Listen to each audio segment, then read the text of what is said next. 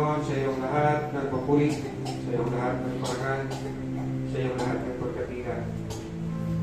Ito po, Panginoon, lahat ng iyong nilalang sa langit, sa lupa, sa dagat, Panginoon, paging sa ilalim ng lupa, Panginoon, sa buong karawakan, sa iyo ay sasapa, sa iyo ang pupuri. Ito po, Panginoon, we praise you, we thank you, for our salvation belongs to you, Panginoon. Kaya kami sumasamba sa iyo, Panginoon, dahil ikaw ay Diyos, at kayo ay Diyos na naligtas sa amin. We thank you, Lord, na ginawa mo kaming mananamba, Panginoon. Kaya kami, Panginoon, iyong binigyan ng kaligtasan.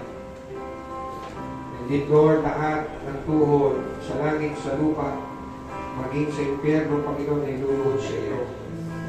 We thank you, Lord, dito sa lupa at sa buhay na darating, kami sa iyo sumasamba. And never will be, Panginoon, sa impyerno, Panginoon, pagkat kami binigyan niyo ng kaligtasan.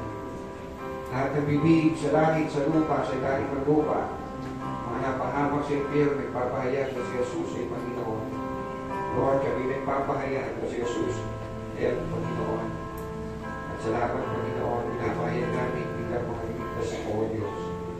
Pagmuli sa iyong lahat ng papuli, sa lahat sa iyo ang pagsamba, lahat sa iyo ang pagkakila, Panginoon.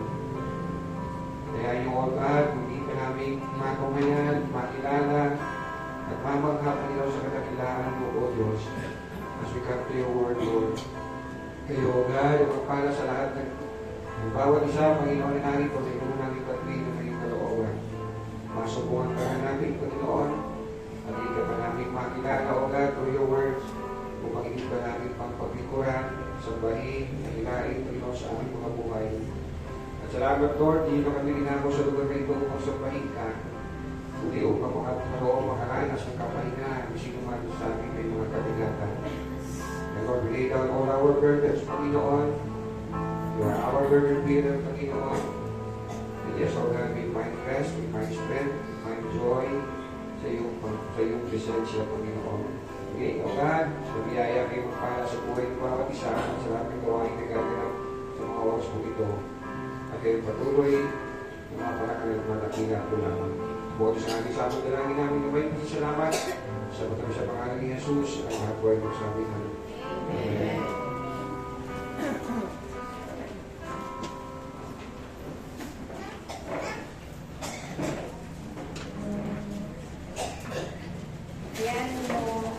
Muna akong basahin ko ang salita ni Juan sa book chapter 17. Juan 17 verse 1 to 25. Idinalangin ni Jesus ang kanyang mga alagad. Pagkasabi ni Jesus ng mga ito, tumingala siya sa langit at kanyang sinabi, Ama, dumating na ang oras, luwalhatiin mo ang iyong anak upang luwalhatiin kanya, sapagkat binigyan mo siya ng kapangyarihan sa lahat ng tao upang bigyan niya ng buhay na walang hanggan ang lahat ng ibinigay mo sa kanya.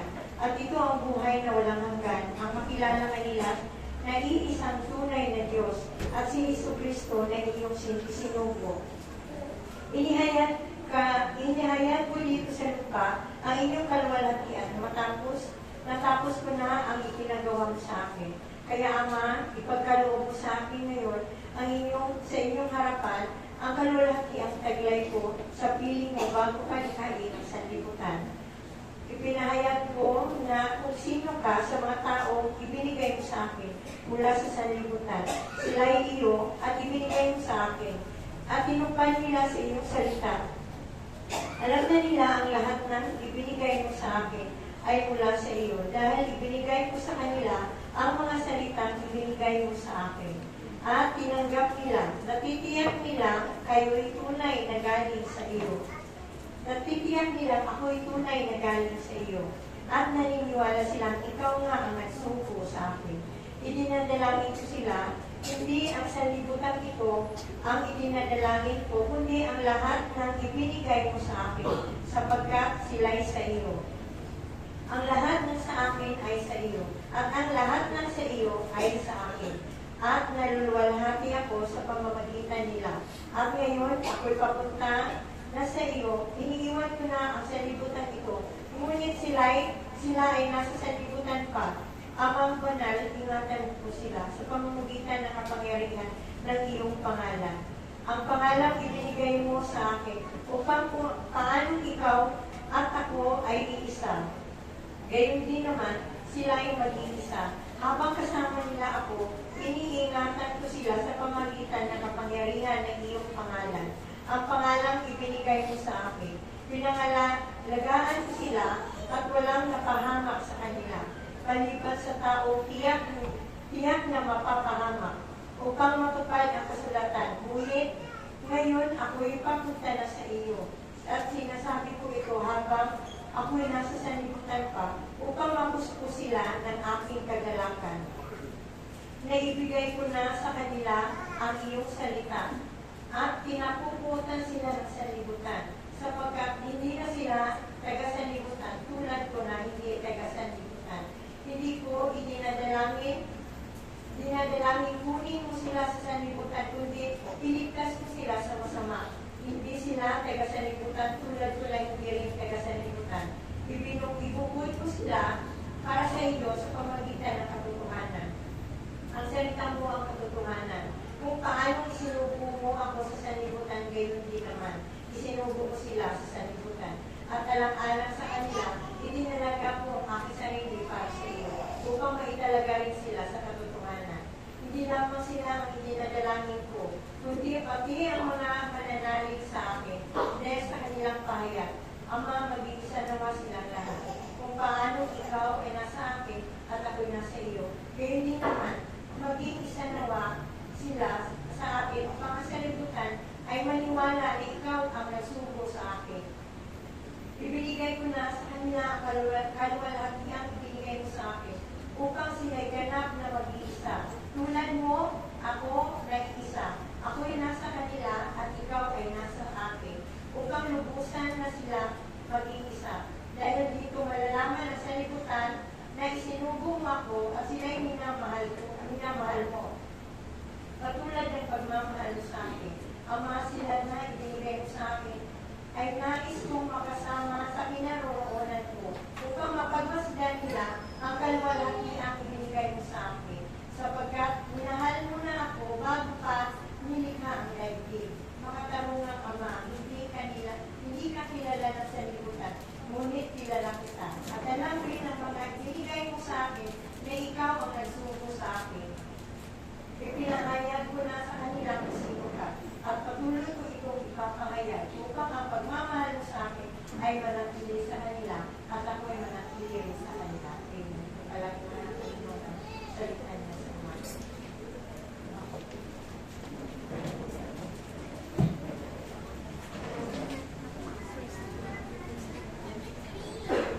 Para po sa ating song, kawin po natin ito. Holy, Holy, Holy. Holy,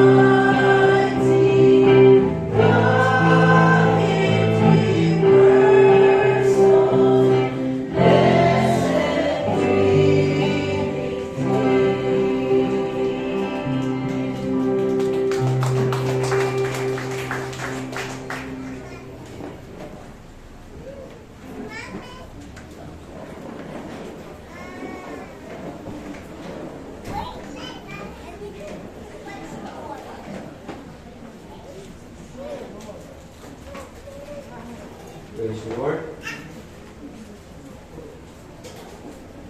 Ilang linggo ng buwan ng second month of the year, February, ang ating pong tema throughout this month ay nanalangin si Jesus.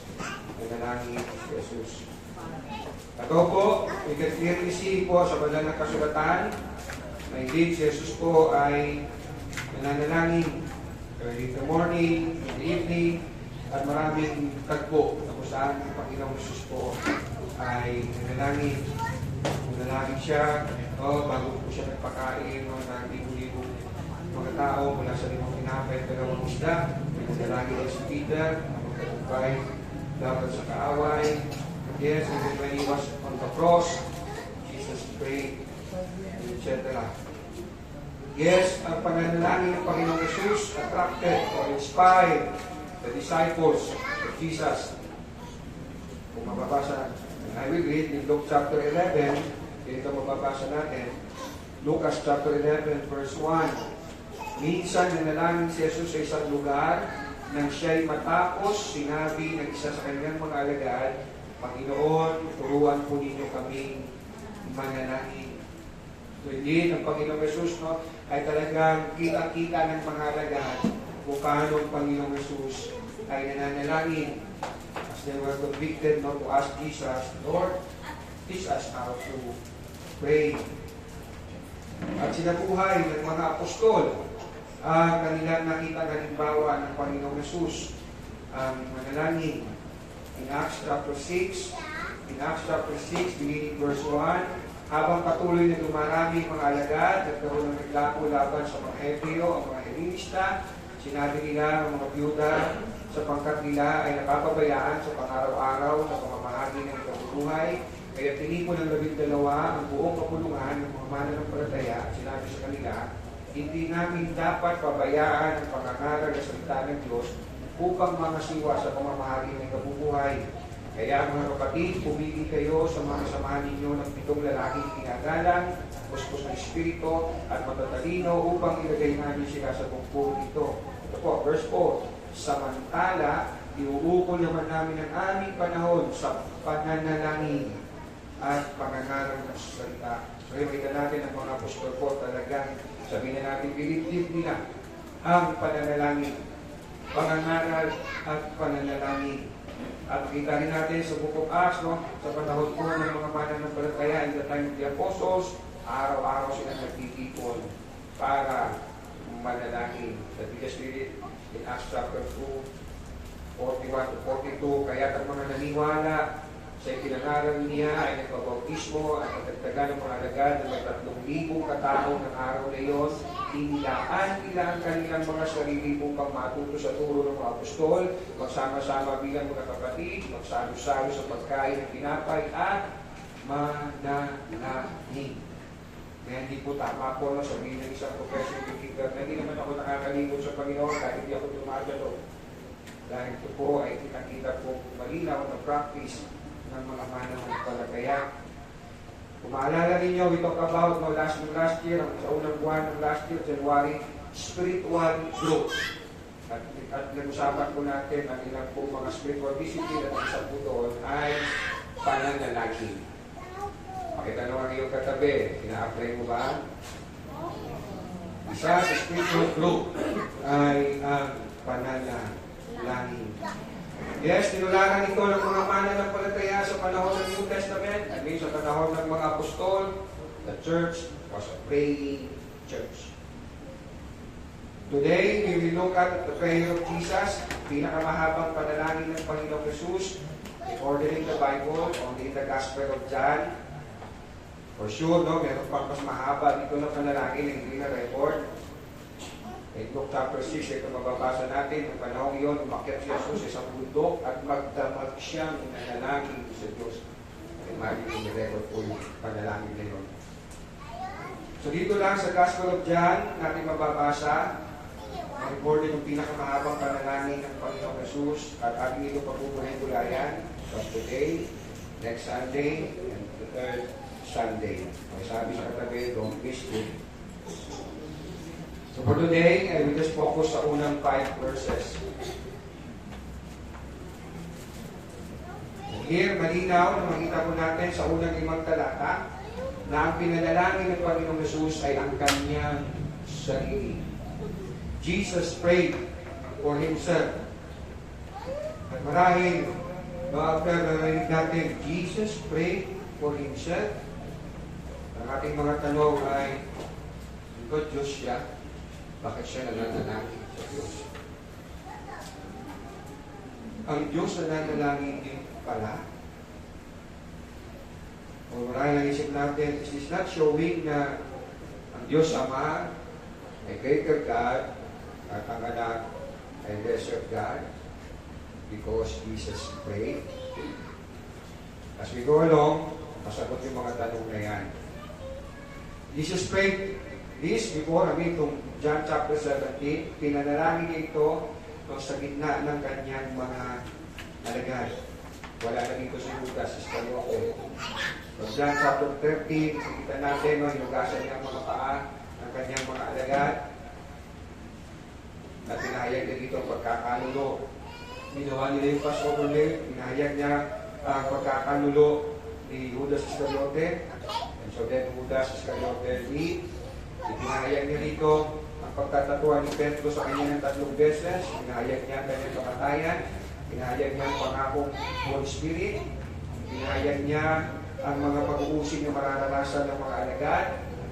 At bago siya pumunta sa Garden of Gethsemane to pray, nanalangin siya ito. Itong John chapter 17 before his disciples. So narinig ito ng mga alagad. Probably kaya nasulat ito ni John, no? In all, sabihin natin in all detail, no, dahil he was there, at narinig niya ang panalangin ng Panginoong Jesus. May po natin po itong mga talata ito. Pagkasabi ni Jesus ng mga ito, from John chapter 13, tumingala siya sa langit. He was praying. At kanyang sinabi, Ama, dumating na ang oras. Luwalhatiin mo ang iyong anak upang luwalhatiin kanya. Lubid ito tinutukoy ng Panginoong Jesus na dumating na ang oras. Ano po ito? Ang oras na siya ay huhulihin, papako sa krus. Ang oras na siya ay muli mabubuhay. Kasi ang pangyayari po sa Panginoong Jesus were all set by God. Hindi po siya victim ng justisya. It was all planned and set by God. Sa mata ng mga tao na tayo, siya nakapako sa krus, tinutuya siya, o kung anak siya ng Diyos, pag hindi siya ligtas. Nagpagaling siya ng mga may sakit, pag hindi niya ligtas ang kanyang sarili. It was all set by God. This is not to say na wala akong pananagutan ng mga nagpapako sa kanya sa krus, nagpahirap sa kanya, sumipat sa kanyang tagiliran, pumatay sa kanya. Of course, they will. But yes, this all happened sa takdang oras, sa tinakdang oras ng Panginoon. Luwalhatiin mo ang iyong anak upang luwalhatiin kanya. Yung word po ditong luwalhatiin sa Greek ay dusaso o doxaso, where we get the word doxology.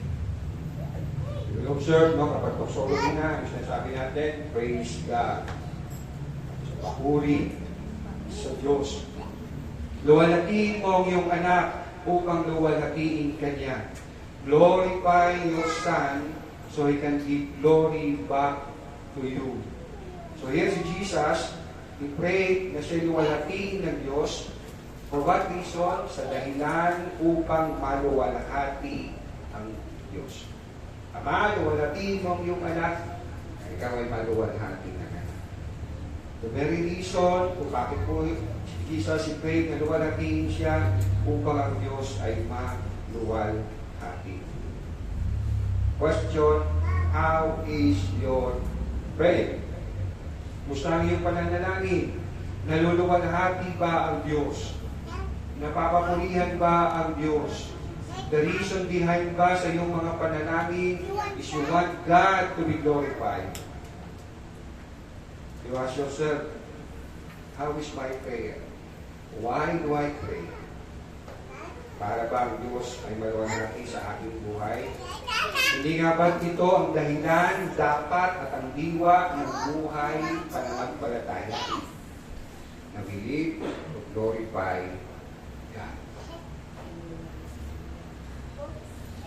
Dahilan, dapat at diwa ng buhay mananampalataya is to give glory to God. Amen? 1 Corinthians chapter 10, verse 31, kaya nga kung kayo'y kumakain o umiinom o anuman ang ginagawa ninyo, gawin ninyo ang lahat sa ikarangal ng Diyos. Kaya ang pagdarangal sa Diyos, ang pagdadakiya sa Diyos, ang pagpupuri sa Diyos, doesn't happen just sa pagtitipon ng mga anak sa isang simbahan. Anywhere and everywhere at any given time, we can glorify God kasi sabi ng Lord, ito ang buhay mo bilang anak ko. You glorify me in all you do. In everything you do. Nag-aaral ka, nagtatrabaho ka, naghahanap buhay ka, nakikipagkaibigan ka, nakikipagrelasyon ka, naglalakad ka sa kalsada, nagdadamit ka, naliligo ka, in whatsoever you are doing, give God the glory. Again, how is your prayer? When Jesus prayed this, naluwalhatiin mo yung anak upang luwalhatiin ka niya, yes, niluwalhati niya ang Ama. Paano? Sabi ko sa verse 4, na kanya pong panalangin, inihayag ko dito sa lupa ang iyong kaluwalhatian, natapos ko na ang pinapagawa mo sa akin. Paano niya niluwalhati ang kanyang Ama? Inahayag niya ang salita ng Ama at ginawa niya ang utos ng kanyang Ama. Pinahayag at ginawa ang kalooban ng kanyang Ama. In John chapter 12, verse 49 to 50. Juan Kabanata 12, 49 to 50. Bakit pala itong mic, no? Wala na rin ako. John chapter 12, 49 to 50. Sapagkat hindi ako nagsalita ng mula sa sarili ko lamang, ang Ama na nagsugo sa akin ang siyang nagutos kung ano ang aking sasabihin at ipahahayag. At alam ko ang kanyang utos ay nagbibigay ng buhay na walang hanggan. Kaya't ang pinapasabi ng Ama, sabi ka,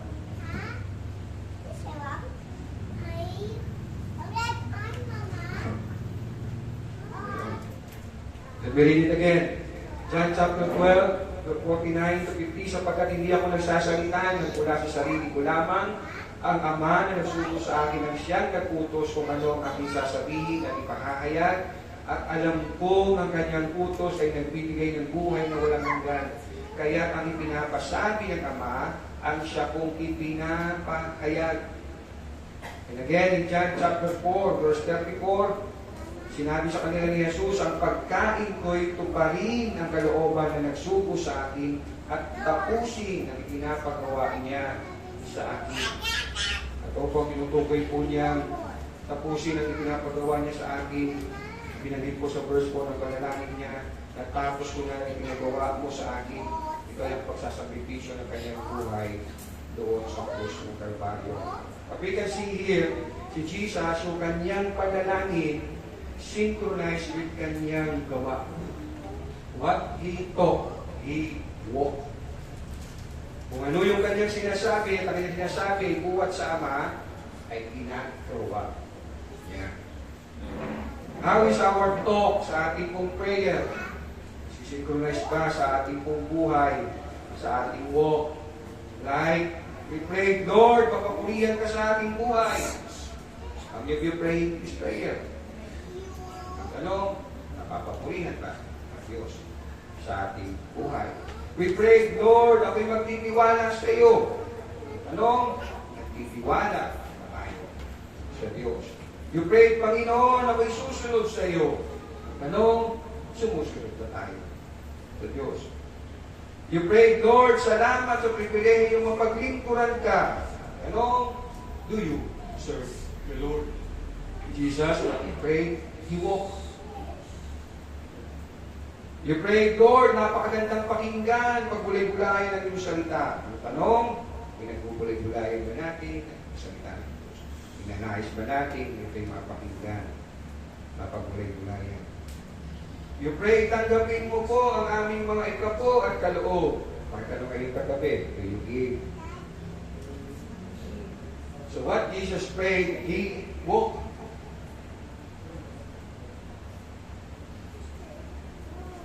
You may say, ako po, pastor, sa prayer ko, pag-prayer ko kasi, pag-hingi lang yung simple pangangailangan ko sa buhay. Ngayon, kung ang panalangin po natin, no, ang laman na lamang ng panalangin natin ay simpleng pag-hingi, ay simpleng pangangailangan ko sa buhay, do you think it's a sign of growth? Do you think yan ay sinyalis that you are growing in your faith, maturing in your faith? Look at your prayers, that it sounds like to glorify God. Tingnan niyo po ang panalangin ng mga apostol pagkatapos silang mahigpit na pinagbawalan pangaral ng mabuting balita at binalaan na sila'y tatakpin at ipukulong. Babasahin ko na lamang po bahagi ng kanilang panalangin in Acts chapter 4, verse 29-30. At ngayon, Panginoon, tignan ninyo, pinagbabantaan nila kami, bigyan ninyo ng katapangan ng inyong mga alipin upang ipangaral ang inyong salita. Iunat ninyo ang inyong kamay upang magpagaling at loobin ninyo na sa pangalan ng inyong banal na lingkod na si Jesus ay makagawa kami ng mga himala. Look at their prayers pagkatapos na sila ay may bit na pagpawalang ipangaral ng mabuting balita. Lord, able us. Bigyan mo kami ng kapangyarihan, ng tapang na magawa namin patuloy yung pangangaral ng iyong salita. You ask yourself, how is my prayer? Ano laman ang mga panalangin ko? Yung prayer nila is to able them magawa ang kalooban ng Diyos at hindi lang lumabas sa kanilang bibig, kundi ito kanilang sinagawa. Again, how is your prayer sounds like? Looks like the Apostles' prayer, the prayer of Jesus. Verse 2, sapagkat binigyan mo siya ng kapangyarihan sa lahat ng tao upang bigyan niya ng buhay na walang hanggan ang lahat ng ibinigay mo sa Kanya. Ito po sinasabi ng Panginoong Jesus dito, Ama, binigyan mo ko ng kapangyarihan para magbigay ng buhay na walang hanggan, magligtas sa lahat ng ibinigay mo sa akin. So siya ang Diyos po talaga ang pumili ang Kanya pong mga iligtas. Kasi amen, makikita natin all the way yan sa prayer ng Panginoong Jesus. And again, you may ask, ayan po, Pastor, binigyan lang si Jesus ng kapangyarihan, magbigay ng buhay na walang hanggan, magligtas. So it means, kung hindi dahil sa Diyos Ama, hindi niya ito magagawa. So hindi nga kaya hindi talaga siya kapantay ng Diyos. Oh yes, he may be God, but lesser God. Kasi tumanggap lang siya ng kapangyarihan. That's our question kanina. Ha? Si Jesus who claimed to be God, praying to God. Pwede ba yun? Diyos, nananalangin sa Diyos. And then, tumanggap lang siya ng kapangyarihan mula sa Ama na magligtas. So how can it be?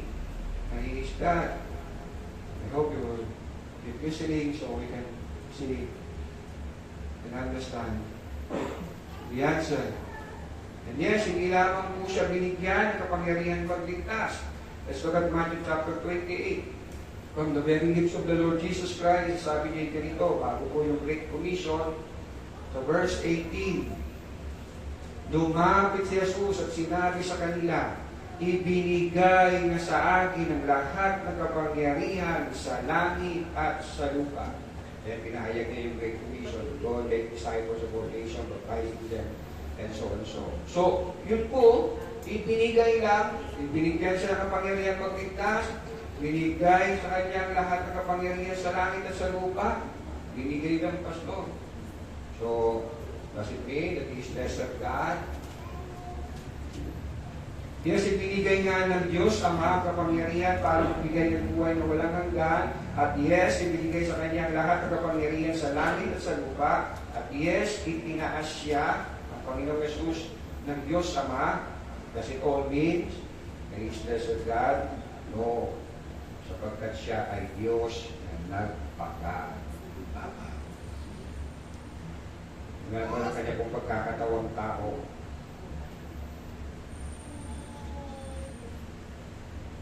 Si Juan na sumulat po ng Gospel of John, unique with all the Gospel, Synoptic Gospel, Matthew, Mark, and Luke. From the very beginning, binigyan po niya ng diin ang pagka-Diyos ng Panginoong Jesus. John 1:1.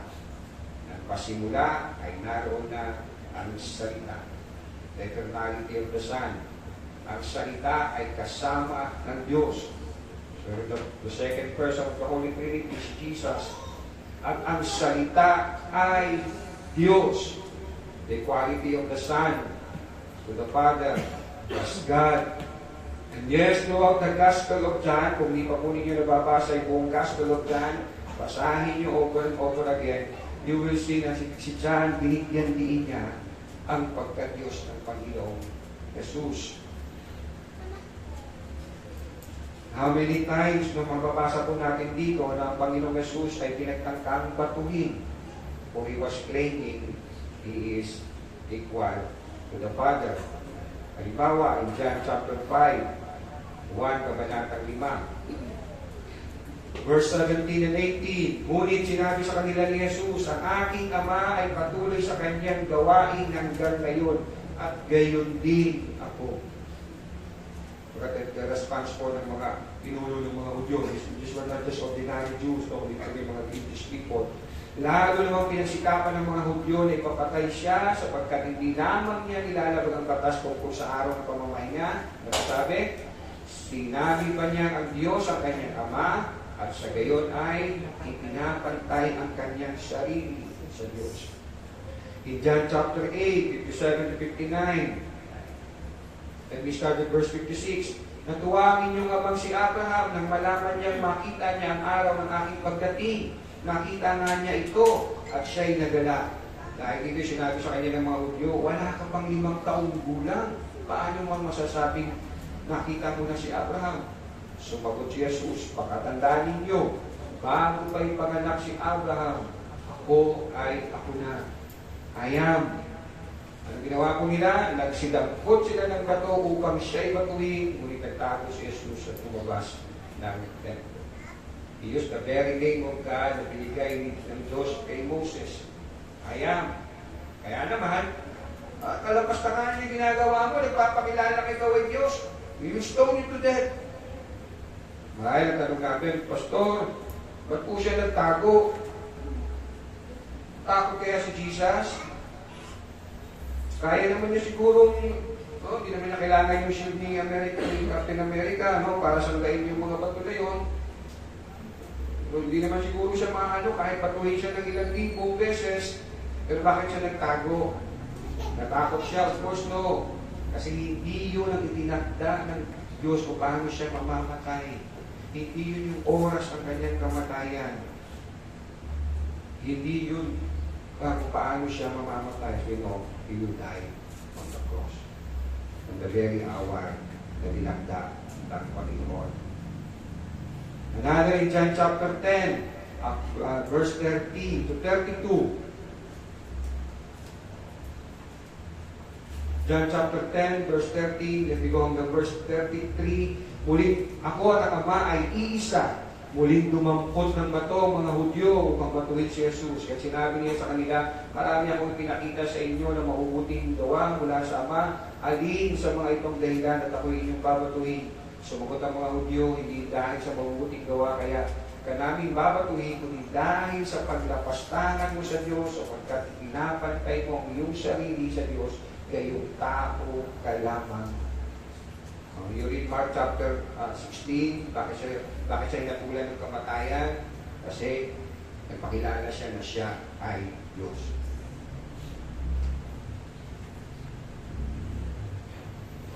Last in John chapter 18, verse 4 to 5, I love this.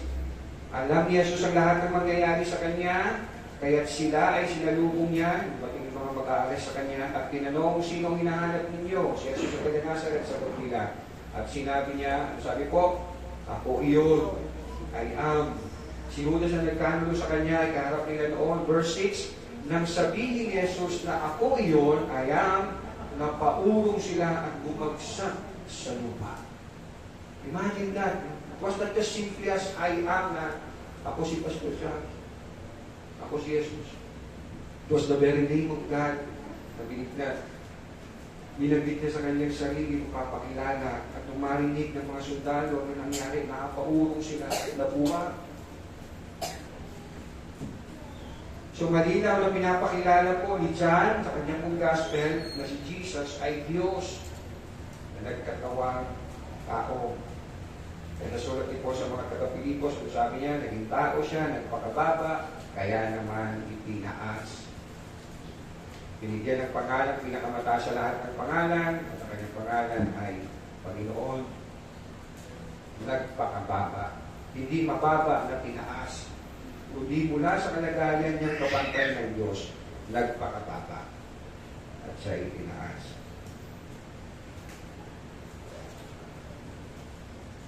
Kaya ibinigay ang kapangyarihan na magbigay ng buhay na walang hanggan, ibinigay ang lahat ng kapangyarihan sa langit at sa lupa dahil nagpakababa. Again, being God, equality with God, nagpakababa. Anong application po dito? No? Sa Philippians chapter 2, ito sabi ni Paul, verse 3 and 4, huwag kayong gumawa ng anuman dahil sa pansariling layunin o pagyayabang sa halip bilang tanda ng pagpapakumbaba. Ituring ninyong higit ang iba kaysa sa inyong mga sarili. Pagmalasakitan ninyo ang kapakanan ng iba at hindi lamang ang inyong sarili. At ginawa niya example na ang pagpapakumbaba ng Panginoong Jesus. Pagkamat siya ay kapantay ng Diyos, hindi na ay kapantay ng Diyos and so and so. Kaya walang dapat talagang kuwang ang pagyamayabang sa ating buhay. And here, amen? Amen. Pero yes, meron tayo na sa sarili. Kaya we have to be watchful. Kay Paul, ang ginawa ng Lord, binigyan siya ng sakit. Lord of the flesh. Sabi nga niya, parang hindi ako pag-in. Parang. Kaya ang Jesus ng Bible is God, man. Fully God, fully man. Last verse, bago tayo pumunta po doon sa next verse, that's John chapter 12, verse 41. I just want you to see na talaga ang emphasis po ni John sa kanyang pong gospel ay pakilala si Jesus as divine, as God, the Word became flesh. John chapter 12, verse 41. Juan Kabanatang 12, verse 41, sinabi ito ni Isaias. Sinabi ito ni Isaias sapagkat nakita niya ang kaluwalhatian ni Jesus at nagpahayag siya tungkol kay Jesus. About that, no? Ano sinasabi po dito ni John? Nakita ni Isaiah ang kaluwalhatian ni Jesus. Paano nangyari? Sinasabi, ang gospel, ang book of Isaiah is the fifth gospel. Nakita natin ang dami pong mga hula patungkol sa pagkiligtas ng pamamagitan ng Panginoong Jesus. Very familiar tayo sa Isaiah 53, dito sa chapter 7, virgin birth, chapter 6, so nakita ni Isaiah si Jesus, sabi ni John. In Isaiah chapter 6, that we read, I think last week or no, na-share to ni Pastor Abel, Isaiah chapter 6,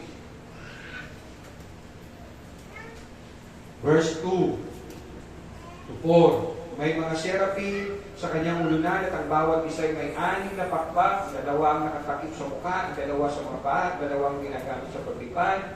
Sinabi nila sa isa't isa na ito, banal, banal, banal si Yahweh na makapangyarihan sa lahat. Ang buong daigdig ay puspos ng kanyang kaluwalhatian. Sa lakas ng kanilang tinig ay nayanig ang mga pundasyon ng templo at ang loob nito'y napuno ng usok. Sinabi ko, kawawa ako, sabi ni Isaiah, sapagkat ako isang makasalanan at mula sa isang lahing makasalanan, mapapahamak ako sapagkat nakita ko ang hari, si Yahweh ang makapangyarihan sa lahat. Tapos pagdating kay John, nakita ni Isaias ang kaluwalhatian ni Jesus. Kaya sabi ni Jesus, ang aking kanasama, ay nakita sa akin, ay nakita kasama. Well, I think, tama ang pagkaalala ko si Tomas, di ba? Show us the Father, Tomas. O, speaking I think, no? Hindi mo ba ako nakikita? Nakita sa akin, nakita ka sa Ama. And if you will observe, no, itong binasa natin no, sa Isaiah, itutuloy natin sa verse 9 and 10, baka yun na lang ang tumingin, verse 9 and 10, ibangga ninyo sa John chapter 12, 38 to 40. So talagang malinaw, tinutuloy ni John dito, si Isaiah, nakita niya si Yahweh, at sabi ni John, si Yahweh na nakita ni Isaiah, si Jesus. Again, John chapter 12, 38 to 40, ibangga ninyo sa Isaiah chapter 6, 9 to 10. Hindi naman yung ibig sabihin na pagdating ninyo sa bahay, ito yung John 12, Isaiah, sabi ng pastor, pagkat daw. Kaya din yun. Now let me go to verse 3. Verse 3, at ito ang buhay na walang hanggan, ang makilala kanila na iisang tunay na Diyos at si Jesucristo na iyong sinugo. Kaya naman, pastor, iisang Diyos, iisa lang tunay na Diyos, ito yung ginagamit po ng mga INC. At yes, dahil si Jesus ang nagsabi, iisa lang talaga ang tunay na Diyos. At iisa lang talaga ang Diyos ng Biblia, ng buong mundo, ng sanglilikha.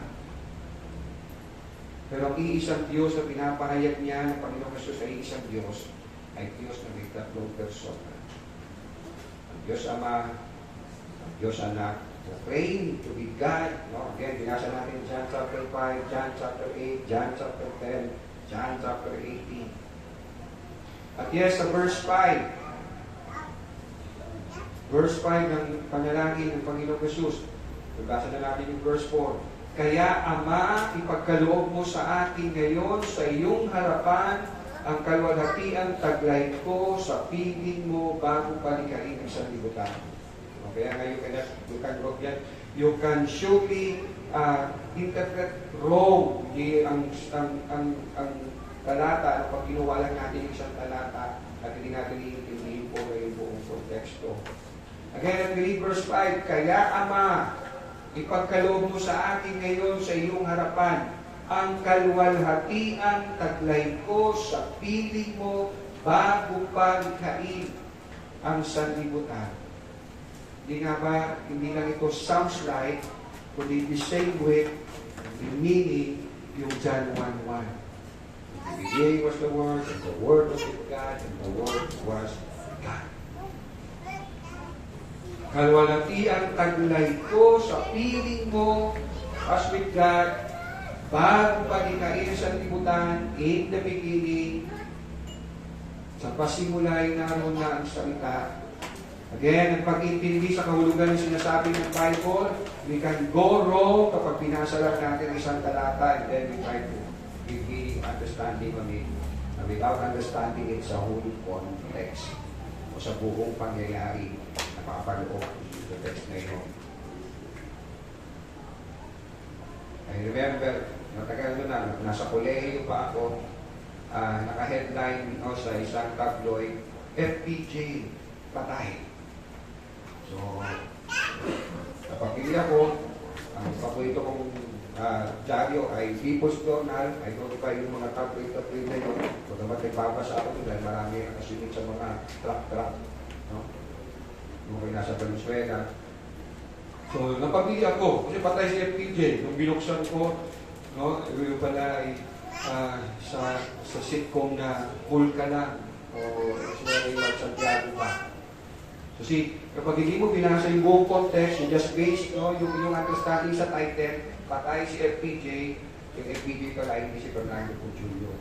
Pag binasa mo yung buong kwento. Kaya kung kumuha lang kayo ng isang text, and then you just read it, masabi nyo, iisa lang tagapamagitan sa Diyos at sa tao, ang taong si Jesucristo.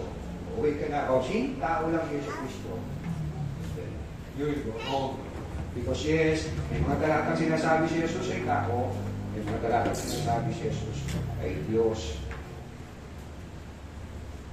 So So Jesus prayed. Jesus is God-man. And yes, He prayed. Nananalangin si Jesus. How about you? Kumusta ang iyong panalangin? Hindi ba ito nagpapahayag na strongly God wants you and I to pray na kahit si Jesus na Diyos na nagkatawang tao ay hindi lang niya pinakita ang kanyang mga gawa, kundi nagpakita siya na He is a praying God, a praying man, na siya'y nananalangin. And yes, in fact, hanggang ngayon, sa right hand of God, pakisabi sa iyong katabi, He is praying for you. So, well, we will get the reason not to pray. Kung maaaring isipin natin, yun na nga po, pastor Si Jesus na nga nagpe-pray para sa akin. O sino pa ba ang prayer ang mas effective? Hindi prayer niya. Kaya hindi na lang ako mag-pray, matulog na lang ako.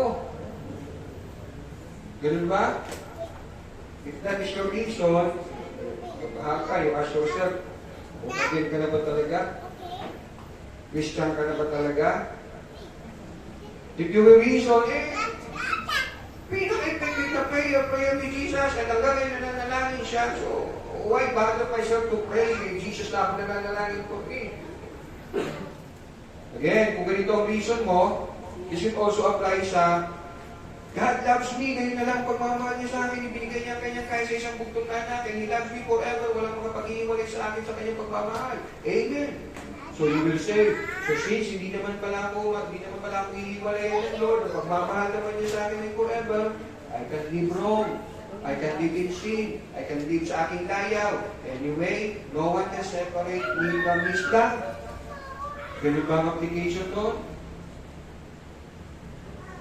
We were saying, He is praying for me, I will not pray. He loves me forever, I will go with my life. And that bothers na hindi ng kanyang kalooban, mabuhay sa mundong ito ng mga Diyos kung talagang maraming hamon, maraming hirap. If that's your reason, then you ask yourself, baka mamaya hindi ka pa talaga Christian. Look at 1 John chapter 4. 1 John chapter 4. Verse 19 to 21. Tayo'y umiibig sapagkat ang Diyos ang unang umibig sa atin. So if you're saying, God loves me with an unconditional God, God loves me, sabi ng Bible forever, walang makapagsasabi sa Kanya, sa pagmamahal niya sa akin, and you are not loving God, hindi ka recipient. Hindi ikaw tumatanggap ng pagmamahal na sinasabi ng Bible na walang makapag-iwalay sa pag-ibig mo sa Diyos. Kasi lahat na tumanggap ng pag-ibig ng Diyos, ano sabi? Umiibig sa Kanya. Again, 1 John chapter 4, verse 19, tayo umibig sapagkat ang Diyos ang unang umibig sa atin. Ang nagsasabing iniibig ko ang Diyos, subalit napupot naman sa kanyang kapatid ay sinungaling. Kung ang kapatid na kanyang nakikita hindi niya magagawang ibigin, paano niya maibig ang Diyos na hindi nakikita? Ito ang putos na ibinigay sa atin ni Kristo. Ang umiibig sa Diyos ay dapat umiibig sa kanyang mga kapatid. I saw this yung mga may iksing video clip, may ini-interview isang porno, kumbaga, bold star. Sabi niya, I strongly believe that I am loved by Jesus 1,000 times. Tapos sabi nung nag-interview sa kanya, kahit po porno star kayo, yes, He loves me 1,000 times, and He loves me forever. Sexy, labas ang page, no? At ang ginagawa ng buhay niya, ang trabaho niya ay gold star, porno. I am loved by Jesus 1,000 times. Ang totoong nakaranas ng pagmamahal ng Diyos ay nagmamahal sa Diyos. Hindi namin. Nagmamahal sa Diyos, sumusunod sa Diyos. Sabi ni Jesus, you love me, you will obey my command. So para isipin na, hindi na ako magpe-pray kasi may nagpe-pray na Jesus. Hindi na ako mag-e-effort to live a holy life. I will not beat my body. Sabi ni Paul, I will not do that. He cannot separate from me because He loves me forever. Hindi po yung katwiran ng isang tunay na born again. Here again, How is your prayer? Why you are praying? What you are praying? To whom you are praying? I hope, no? Wala nang maling sagot doon sa to whom you are praying.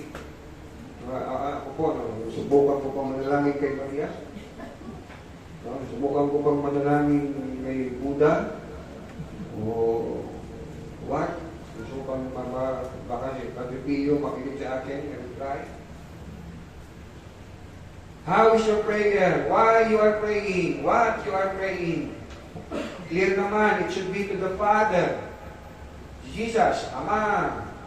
At tinuruan na tayo manalangin. This is how you pray. Our Father. Sa patnubay ng banal na Espiritu, sa kalooban ng Diyos, sa binahayag niya sa banal ng kasulatan. And yes, we pray in the name of Jesus. At manalangin. Panginoon, maraming pong salamat sa iyong salita.